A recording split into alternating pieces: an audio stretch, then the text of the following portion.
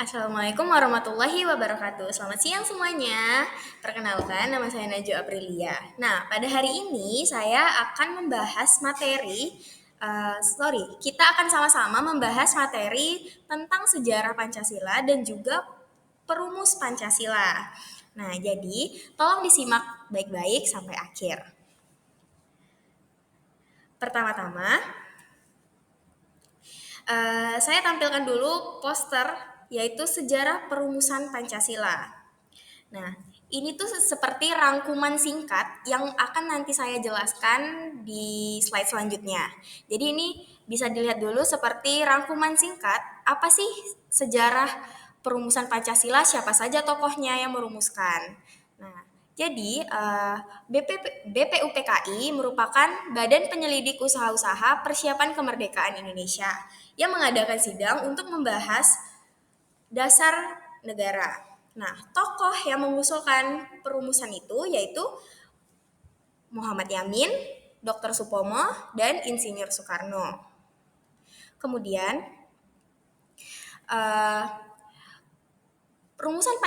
rumusan negara ini disebut dengan Pancasila yang kemudian disahkan oleh PPKI pada tanggal 18 Agustus 1945.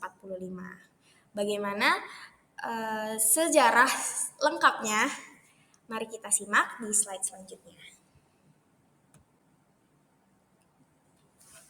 Oke, Pancasila merupakan ideologi atau dasar negara Indonesia.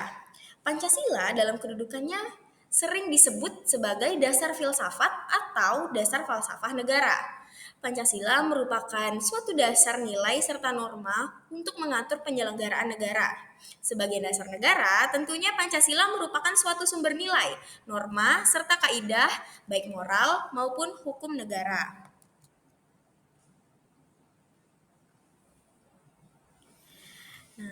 Latar belakang pembentukan Pancasila yaitu pemerintahan militer Jepang di Indonesia pada tanggal 29 April 1945 membentuk suatu badan. Badan tersebut diberi nama Dokuritsu Jumbi Kosakai, itu bahasa Jepangnya. Dan dalam bahasa Indonesianya disebut Badan Penyelidik Usaha-Usaha Persiapan Kemerdekaan Indonesia, disingkat dengan BPUPKI. Nah, sepanjang sejarah BPUPKI itu hanya mengadakan 2 kali sidang. Yang pertama, masa sidang 1 tanggal 29 Mei sampai 1 Juni 1945. Kemudian masa sidang 2 tanggal 10 Juni sampai 17 Juli 1945.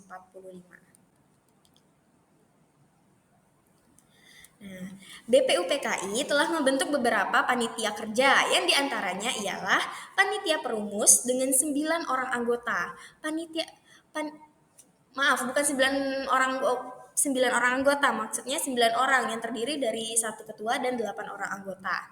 Nah, panitia ini disebut dengan panitia 9 yang diketuai oleh Insinyur Soekarno. Yang kedua adalah panitia perancang Undang-Undang Dasar. Panitia ini kemudian membentuk panitia kecil perancang Undang-Undang Dasar. Kemudian ada panitia ekonomi dan keuangan yang diketuai oleh Dr. Andes Muhammad Hatta. Yang terakhir, panitia pembela tanah air yang dipimpin oleh Abi Kusno Cokro Suyoso atau Sujoso.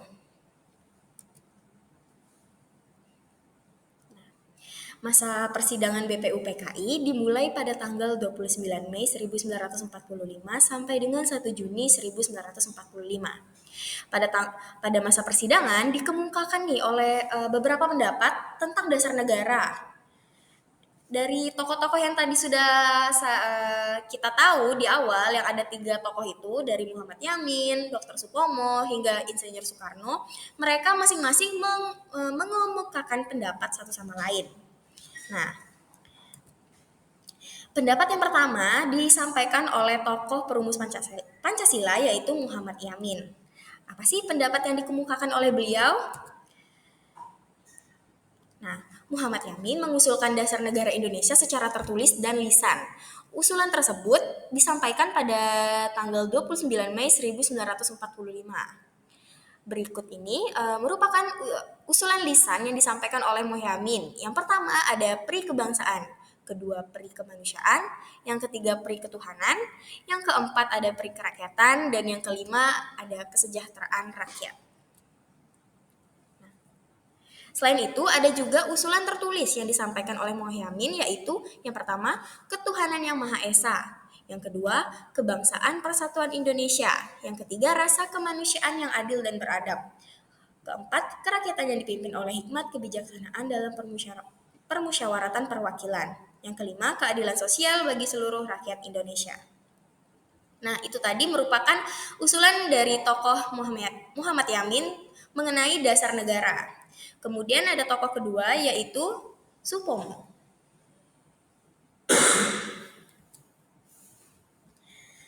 Nah, pada tanggal 31 Mei 1945, Supomo menyampaikan nih usulannya. Usulan atau pemikiran ataupun pendapatnya berupa penjelasan tentang masalah-masalah yang berhubungan dengan dasar negara Indonesia. Negara yang akan dibentuk hendaklah negara yang integralistik yang berdasarkan pada hal-hal berikut ini. Jadi usulan dari Supomo yaitu yang pertama persatuan, yang kedua kekeluargaan, yang ketiga keseimbangan lahir dan batin, yang keempat musyawarah, yang kelima keadilan sosial. Tokoh terakhir yaitu Insinyur Soekarno.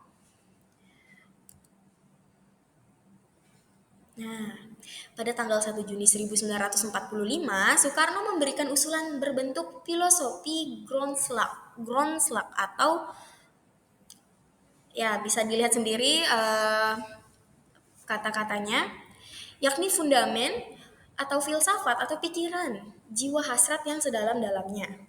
Usulan dasar negara dari Insinyur Soekarno yaitu yang pertama kebangsaan Indonesia, yang kedua internasional atau peri kemanusiaan, yang ketiga mufakat atau demokrasi, yang kelima ketuhanan yang Maha Esa. Nah, kemudian dari semua usulan pendapat dari para tokoh disatukan menjadi 5 sila Pancasila. 5 sila Pancasila ini terdapat pada Piagam Jakarta.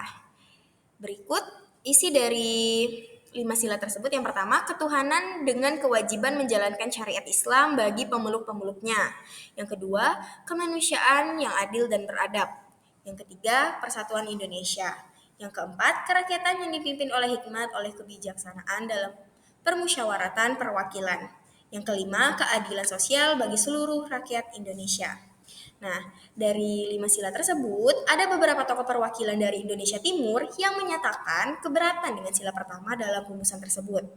Pasalnya, rakyat Indonesia tidak hanya berasal dari kalangan kaum muslim saja, ada juga dari agama lain yang tentunya mereka merasa keberatan jika sila tersebut ditetapkan. Nah, hal itulah yang menjadi latar belakang perubahan sila pertama Pancasila menjadi ketuhanan yang Maha Esa.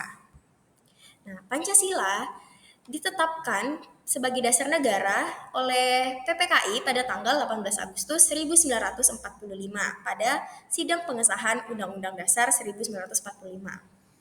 Dalam sidang tersebut, PPKI mengesahkan Undang-Undang 1945 yang dimana terdapat rumusan Pancasila sebagai dasar negara pada alinea keempat pembukaan Undang-Undang Dasar 1945.